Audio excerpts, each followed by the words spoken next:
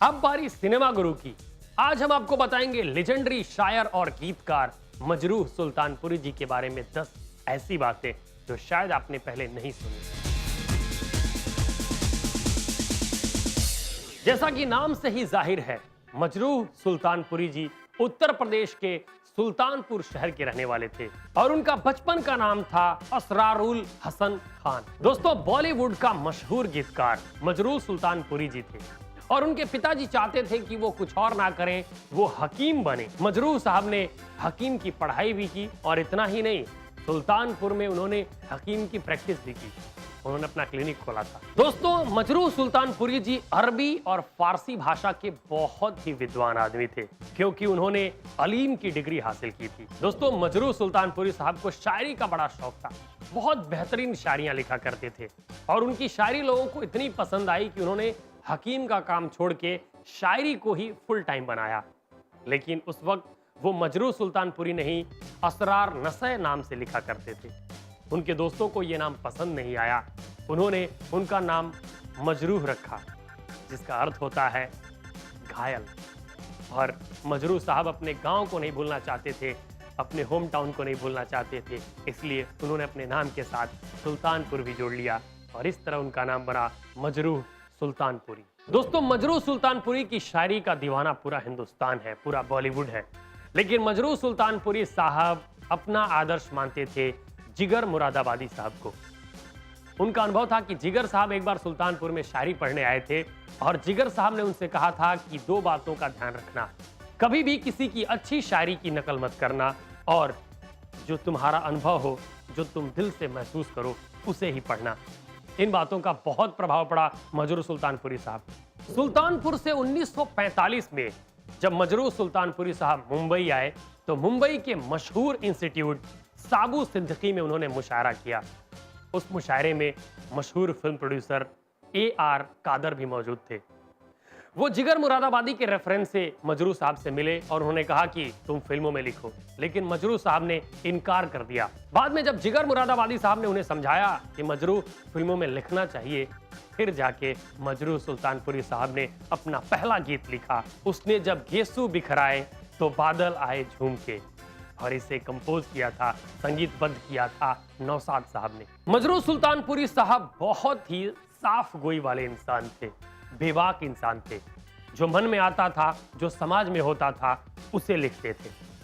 और इसी कारण एक बार एंटी पोएम, विरोधी कविता लिखने की वजह से उन्हें जेल भी जाना पड़ा। 2 साल के लिए जब वो जेल गए तो उनके घर की आर्थिक स्थिति बहुत खराब हो गई थी। सरकार ने उनसे कहा कि आप माफी मांगिए, लेकिन मजरूह साहब अपनी बात पे अड़े रहे। उन्होंने कहा, मैं माफी नहीं मांगूंगा, मैंने वही लिखा है जो सच है। मुंबई के ऑर्थर रोड जेल में उनके साथ बलराज साहनी साहब भी उस वक्त जेल की सजा काट रहे थे। दोस्तों, मजरूह सुल्तानपुरी साहब को जब जेल की सजा हुई, जब वो जेल जाने वाले थे, तो उस वक्त राज कपूर साहब उनसे गीत लिखवा रहे थे। उन्हें लगा कि जब ये जेल चले जाएंगे तो इनकी आर्थिक स्थिति खराब हो जाएगी, तो इनकी कुछ मदद करते हैं।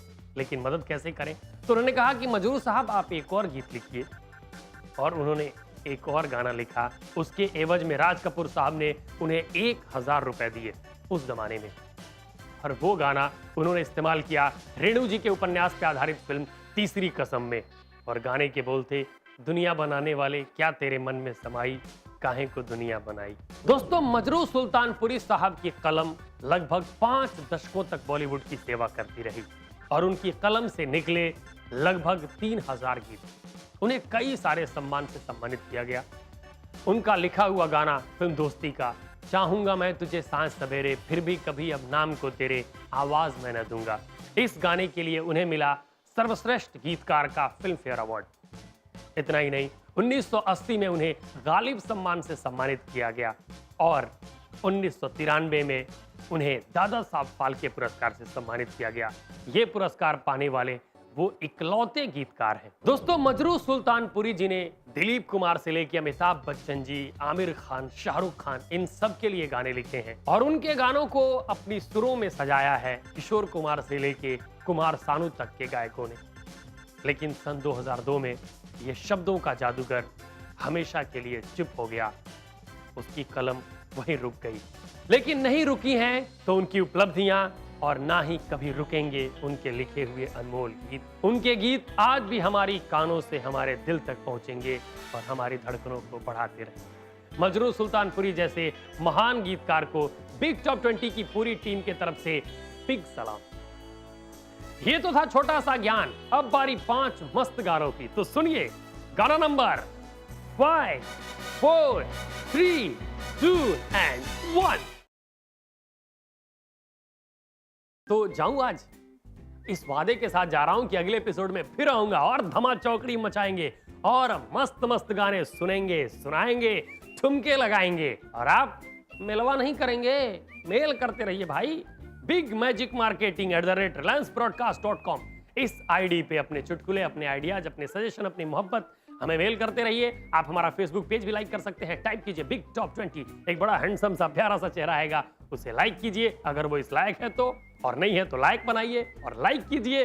और अपने चुटकुले, अपने आइडियाज, अपने वीडियोस आप वहां भी पोस्ट कर सकते हैं। हमें लगेगा कि आप में वो हुनर है तो हम आपको मौका दे सकते हैं अपने साथ गैग परफॉर्म करने के लिए।